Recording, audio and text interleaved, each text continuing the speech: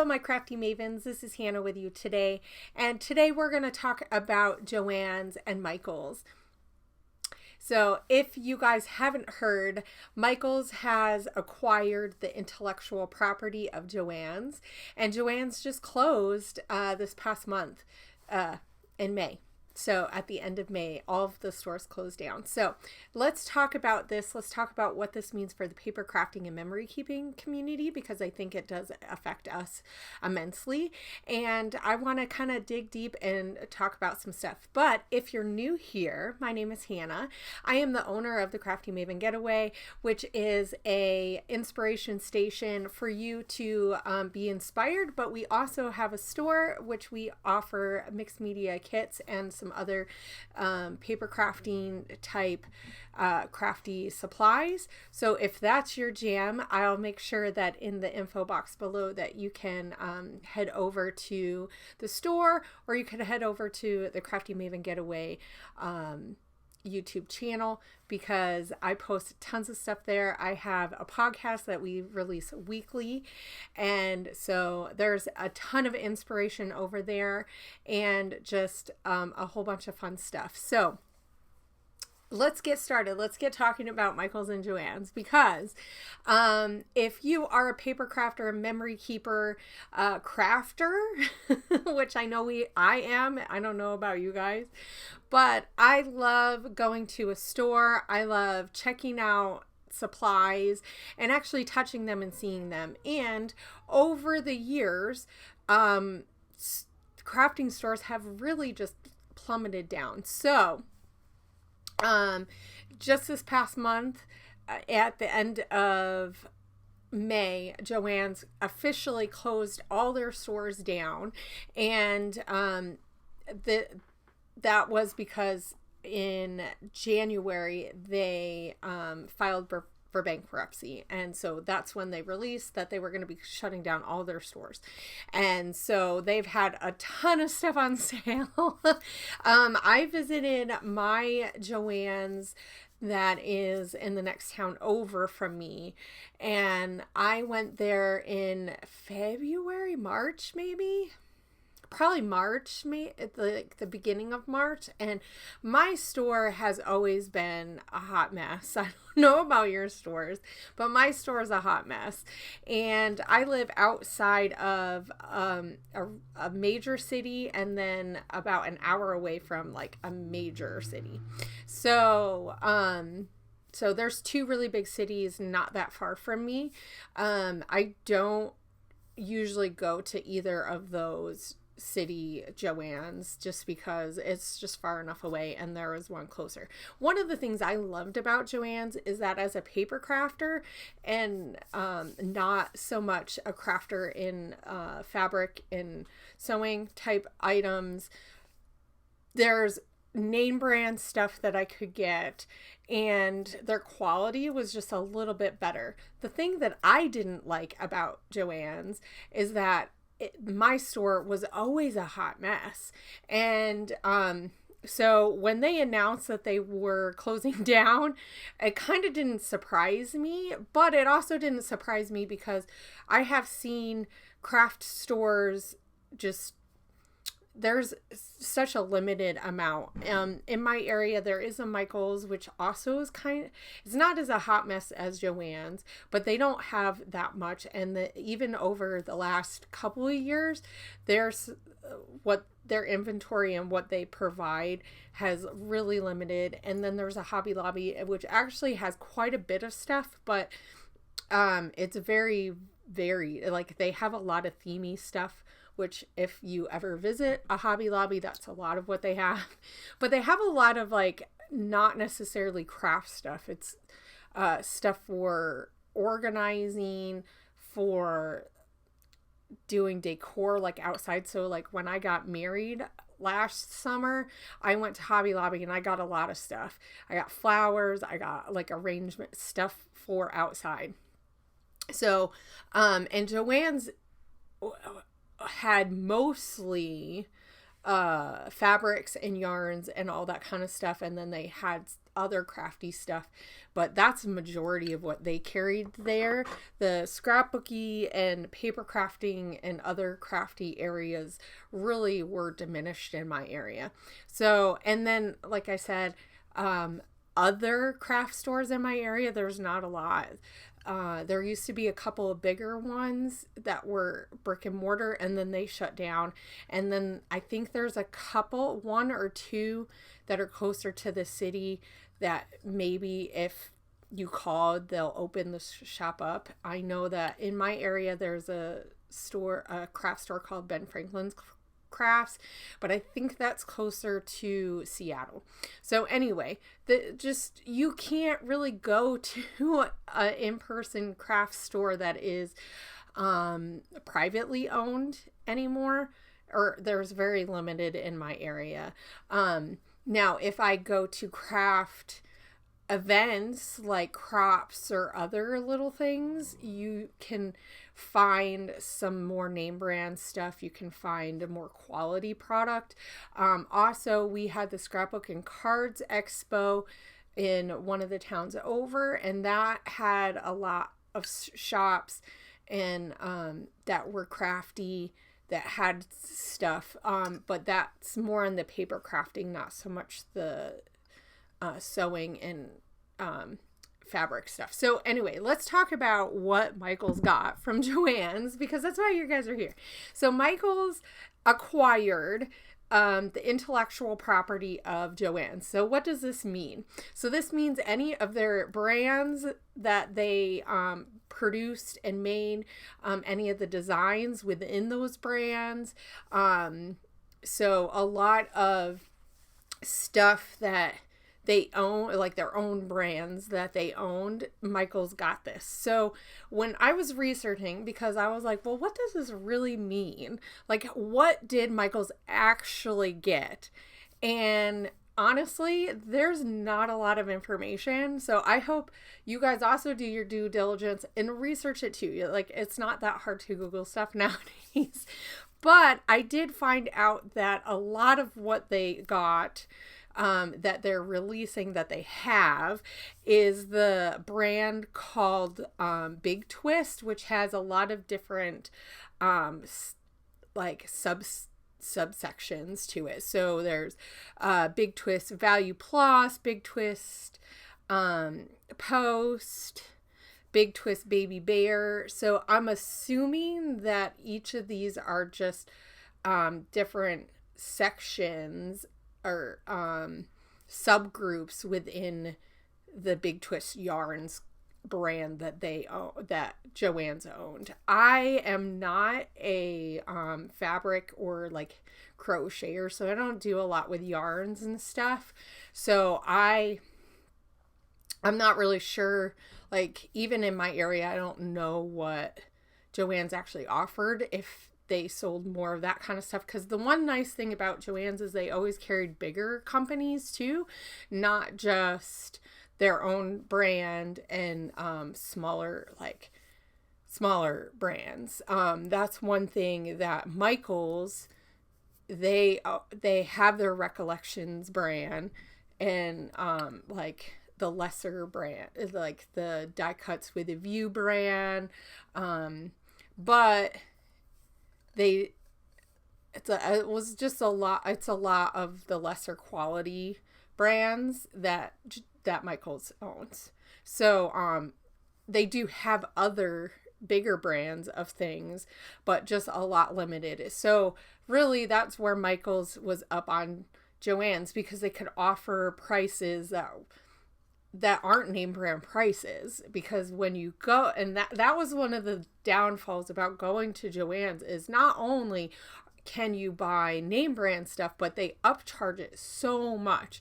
So it'll be interesting to see how this plays out for Michael's, if it benefits. I mean, obviously it's going to benefit them because they get another brand that they get to carry that probably equals to what they had before. So one of the things that Michaels is going to be doing is they're going to be expanding their fabric and sewing and yarn sections of their store. So they have over 600 new products and items that they're going to carry in their stores, which honestly, it's a smart move for Michaels, because they know that people would go to Joann's for all their fabric stuff. That's where you would go. If you were a big fabric person, you're going to go to Joann's first, then you might go to other local fabric stores. I have no idea what's in my area for fabric stores. Probably not a lot. I think Hobby Lobby has some stuff too, but not nearly as much as Michaels or Joann's. So they're just upping this section, and they seen a need. Joann's is leaving. Why not try to get what they could from them? And I bet that probably, I assume it was a business deal that Joann's was like, well, if they're going to pay, it helps offset their debts that they already owed, because they owed a ton of money because people weren't shopping there. So, but like I said, a lot of their prices were just so increased that I think with Amazon, with a lot of even like Etsy, you can go on Etsy and find some really awesome shops that offer some really cool fabrics and yarn things. A lot of people are making yarns. Like in my area, I live in the Pacific Northwest, and in my area, making yarn, like custom high quality yarns and things like that, where you're dealing with threads and stuff, that's a really big business in my area, and people love that kind of stuff. So it'll be interesting to see if it really benefits them, because it didn't benefit Joann's because they're no longer open anymore. So we'll see. I don't shop at Michael's very often, but because a lot of times what I need, I can't find there.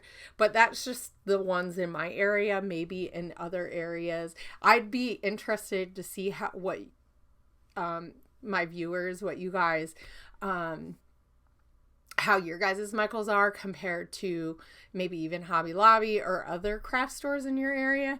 Like I said, Michaels is really not the best anymore.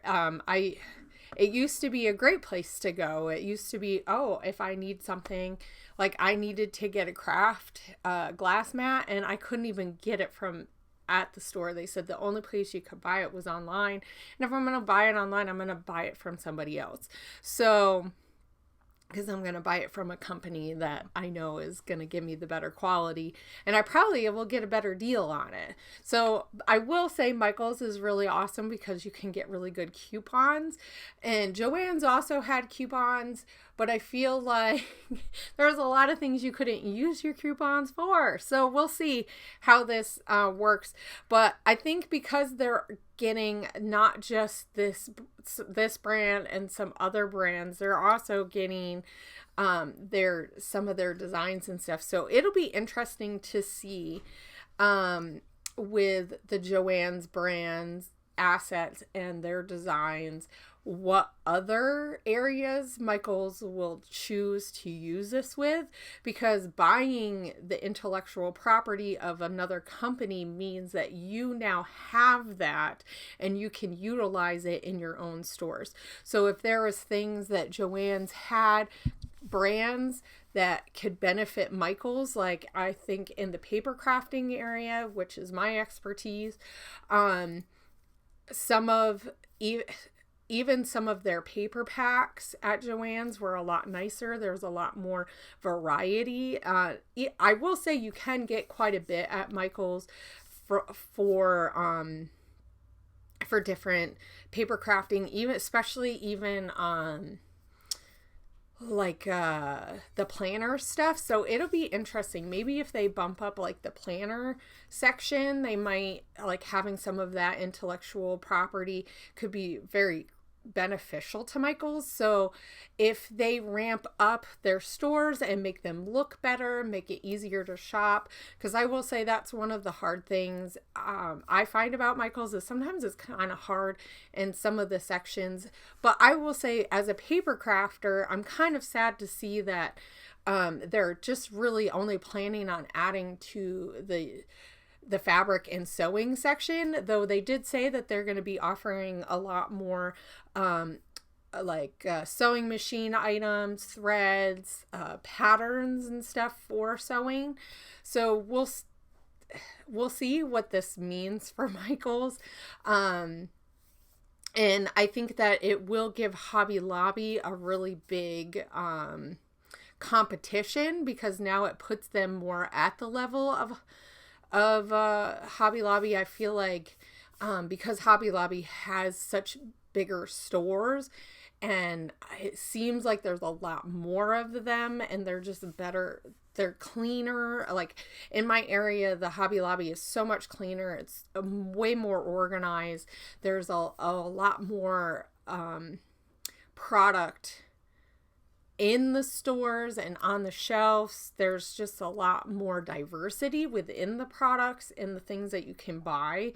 So like even my husband, if he comes into Hobby Lobby with me, he can find something cool, where at Michaels he's probably not gonna find as much.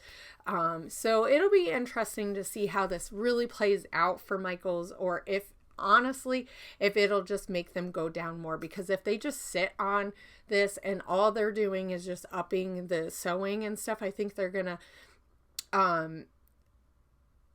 not gonna benefit from the other craft stuff that they do. I know that Michaels does a lot with like photo framing stuff, and it'll be interesting if they make that part smaller. But I feel like they really need to up their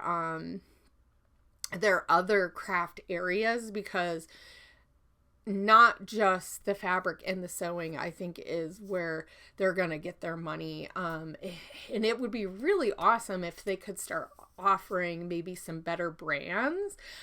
That's one of the reasons why I didn't go to either of them. One, the prices just for the name brand stuff wasn't beneficial. I could go to online stores. I now own an online store, so it's not hard for me to go to the wholesalers and get the products.